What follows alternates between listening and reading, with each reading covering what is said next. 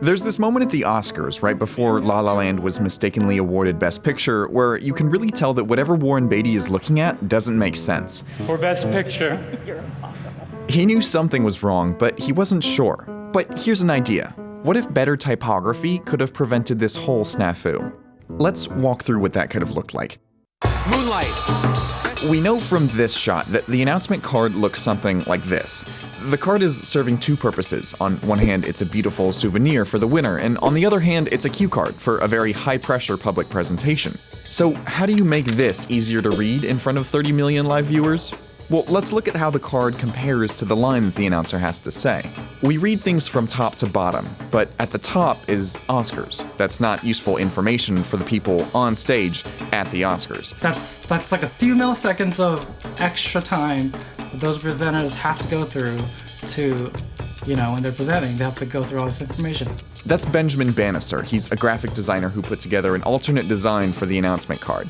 It's like driving on the side of the road. You literally have a few seconds to read all the signs and make sure you get the essential information, otherwise you're going to make the wrong turn.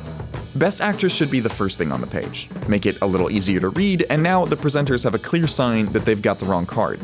But this still treats the winner with the same emphasis as the movie they appeared in, which, while it's nice to have, is really just extra context. You solve that by making the name of the winner the biggest thing on the page. If the presenters were given this card, one of two things would have happened. Their eyes would have first read Best Actress or Emma Stone, not La La Land. You can apply the same fix to the card that prompted Steve Harvey to crown the wrong person Miss Universe in 2015. I have to apologize. No bad typography, no confusion, no embarrassing mix-up.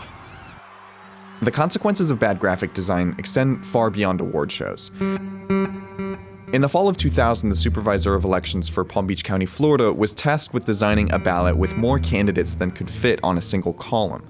It wound up looking like this. It was called a butterfly ballot because of the way the text occupied two columns. If you were voting for Bush, the form made enough sense. To pick the first candidate, you punched in the first bubble.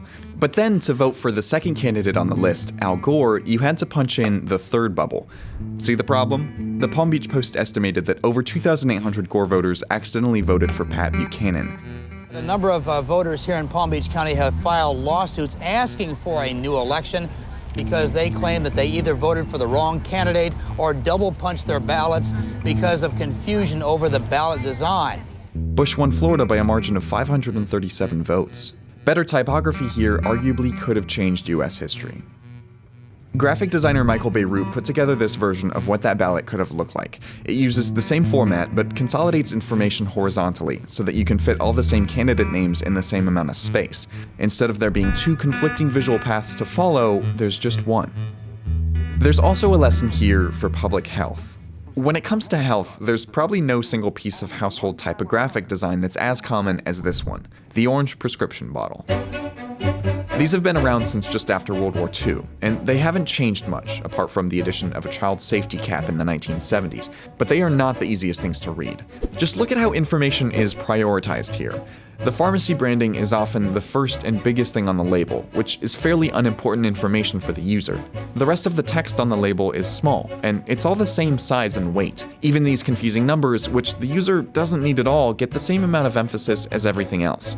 On top of that, some key warnings are printed on hard-to-read color combinations, like black on dark red. Put all of that on a curved bottle that you have to rotate to read, and you're left with a pretty unfriendly design. A design student named Deborah Adler created a model for what a new and improved pill bottle could look like.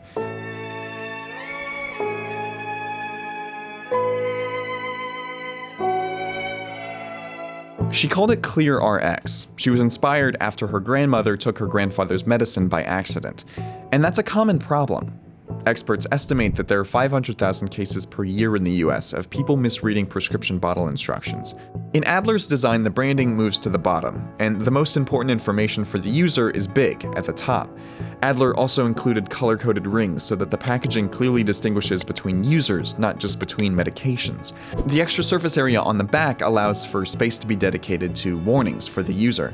Target bought this design and rolled it out in 2005 to positive reception. But 10 years after that, Target sold its pharmacy business to CVS, and the new pill bottle disappeared. Stories emerged afterward that some users had actually fished their old Target bottles out of the trash because of how much they liked them. Others took to Twitter, and CVS has said that it's developing a new, similar model, but it hasn't released it yet. As with a lot of designs, it's hard to notice the things that are done well until they aren't there anymore. I think it was a good moment to show people and educate them on the fact that design does matter. Most people seem to forget it's not a really big deal until something like this happens. I mean, designers are there to help prevent things like this from happening. So, would different typography have totally changed outcomes in any of these cases? Maybe. But if you're Warren Beatty, or Steve Harvey, or Al Gore, that's a pretty big maybe.